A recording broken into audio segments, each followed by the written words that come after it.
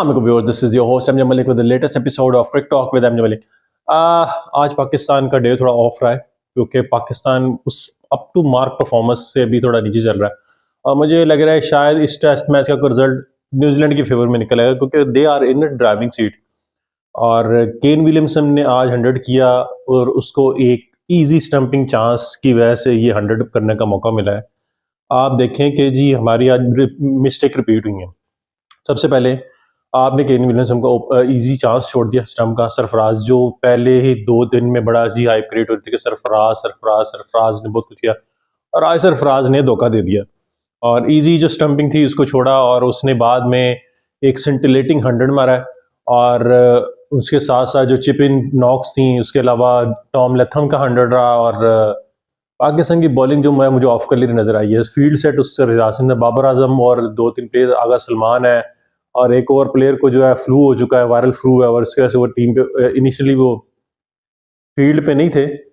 लेकिन आप देखें कि हमारी जो कैप्टेंसी है वो एक 12th मैन प्लेयर कर रहा था जिसको बाद में मैच फिर रोका भी कि आप 12th मैन है, आप टीम का हिस्सा नहीं, आप कैप्टेंसी नहीं कर सकते। तो इसकी वजह से जो सरफराज था ऑन फील्ड उसको फिर एम्पावर किया गया कि वो डिसीजन ले।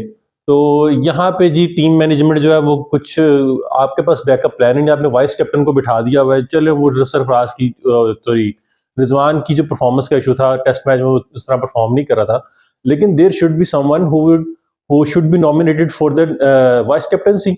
ऑन फील्ड के ऊपर कौन होगा कि बंदा बाहर से बुला रहा है और वो आके पूरी फील्ड को हाईजैक कर रहा है और वहां पे जाके थर्ड जो है मैच रेफरी है वो उसे रोक रहा है।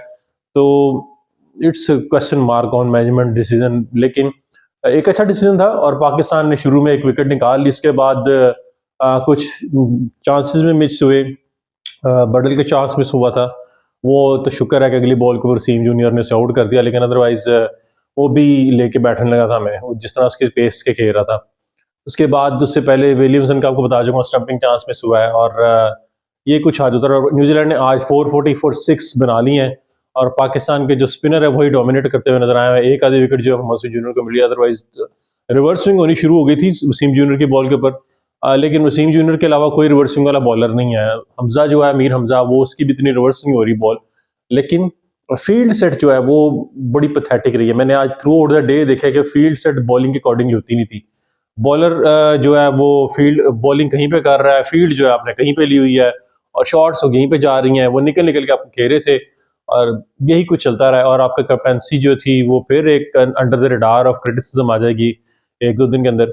दूसरी तरफ क्रिटिसिज्म की बात करूंगा तो क्रिटिसिज्म चल रहा है जी एक और इशू को लेके, जो कि शाहीन शाह आफरीदी ने एक ट्रेंड स्टार्ट किया था, सोचना भी मत। सोचना भी मत से क्या मुराद है? सोचना भी मत से मुराद ये था कि जी कप्तानी से बाबर आजम को शायद हटाया जाएगा चेयरमैनशिप के चेंज होने के बाद, लेकिन बाबर आजम एंड को और जो इनमें शाहीन अफरीदी हैं, मोहम्मद रिजवान है और इसके अलावा जो दूसरे प्लेयर जो उसके अंडर अम्ब्रेला के अंदर खेलते रहे हैं, they are so much gel together. वो इतना ऐसे आसानी से होने देंगे। उन्होंने एक ट्रेंड स्टार्ट किया और इसके ऊपर पीसीबी करदा दादा सुहेल साहब है, उन्होंने कहा जी ऐसी चीज आप भी सोचिएगा मत कि ऐसा हम आपको ऐसे ट्रेंड चलाने देंगे। जो भी कर रहे हैं वो अपनी चीजों से बाहर आ जाए, नहीं तो इनको कॉन्सिक्वेंसेस भुगतने पड़ेंगे। तो पीसीबी और जो प्लेयर्स हैं वो आपस में 1-to-1 हो चुके हैं और मीन के कहते हैं ना, प्लेयर्स जो है, प्लेयर्स एम्पावरमेंट जो थी रमीज राजा ने की थी, वो शायद अब गले पड़ेगी इनके क्या कहते हैं नई मैनेजमेंट के। क्यों? क्योंकि दे आई हैव नो एक्सपीरियंस। और रमीज राजा ने एक देखिए पावर, उसने स्टारडम क्रिएट किया है। उसने प्लेयर्स को एम्पावर इसलिए किया था, प्लेयर्स को एक फ्रीडम मिलनी चाहिए डिसीजन के रिगार्डिंग, और उस डिसीजन का ये फायदा है कि पाकिस्तान की जो क्रिकेट है 1.5 साल में हमने स्टार पैदा किए हैं और वो वर्ल्ड लेवल के ऊपर रिकग्नाइज हुए हैं। पिछले साल 2021 के अंदर आपके पूरा जो वनडे क्रिकेट के बेस्ट प्लेयर आपके पास थे, T20 का बेस्ट प्लेयर आपके पास था, ओवरऑल जो गारफील्ड सुपर अवार्ड था शाहीन शाह अफरीदी वो भी ले गया और इस मतलब फिर बाबर आजम इन टॉप हडल। तो इसका मतलब है कि आपकी क्रिकेट कहीं ना किसी अच्छी डायरेक्शन जा रही है। इसके अलावा जो रेवेन्यू जनरेटर, कल मैंने बात की थी कि आपकी क्रिकेट पाकिस्तान के अंदर जो आई है बड़ी टीमें आना शुरू हुई हैं। अदरवाइज श्रीलंका वेस्ट इंडीज को बुला बुला के सीरीज कर रहे थे, अब जो है बड़ी टीमें पाकिस्तान में आ रही है। तो इसका मतलब है कि पाकिस्तान इन ए गुड डायरेक्शन, आपकी क्रिकेट अच्छी डायरेक्शन चलनी शुरू हुई। अदर अनलेस क्या आपने एक हाईजैकर जो नजम सेठी था उसको यहाँ पे इंक्लूड किया और वो आके अपनी जो है वो टीएडी और सची लटरम पटरम चीजें आ रही है। एक आज मैं नोटिफिकेशन देख रहा था, पीसीबी की तरफ से एक नोटिस इशू हुआ है रमीज राजा को कि उसने जो जो सोशल मीडिया के ऊपर और लाइव स्ट्रीम मीडिया के ऊपर आके बयान दिए हैं कि जी पीसीबी ने उसके साथ अच्छा नहीं किया, सडनली उसको ऑफ कर दिया और उसके सामान उसके साथ ये किया वो किया। पीसीबी ने ये कुछ निकाती इंजड़ा अपना पेश किया कि जी उन्होंने जो जो बातें की हैं रिगार्डिंग अलाउंसेस जो लेते थे, यानी कि टीएडीए वो लेते थे, ट्रैवलिंग अलाउंस है, पीएसएल अलाउंस है, ये वाला अलाउंस वो अलाउंस, नजम सेठी ऐसा कुछ नहीं कर रहे हम, और रमीज राजा नहीं कर रहे थे या वो नहीं कर रहे थे। इसके ऊपर क्लेरिफिकेशन बहुत जनवाजे की, लेकिन पीसीबी जो है वो उनके अगेंस्ट एक्शन लेने जा रहा है, लीगल एक्शन। तो मीन के चीजें स्पाइस अप हो चुकी हैं।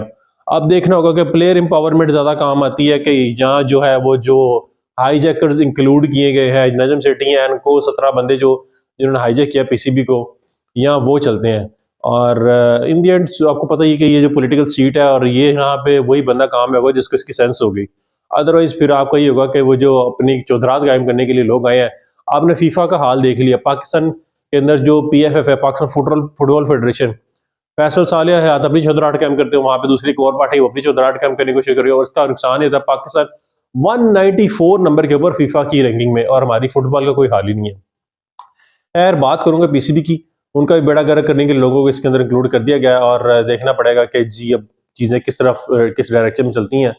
और नजम सेठी जो बड़ी बातें कर रहे थे, आपको खुद याद होगा कि पीएसएल के एक फाइनल के अंदर जब नजम सेठी एड्रेस करने आए थे तो वहां पे किसी पॉलिटिकल लीडर के मतलब नारे लगने शुरू हो गए थे, को Nawaz go and something like that.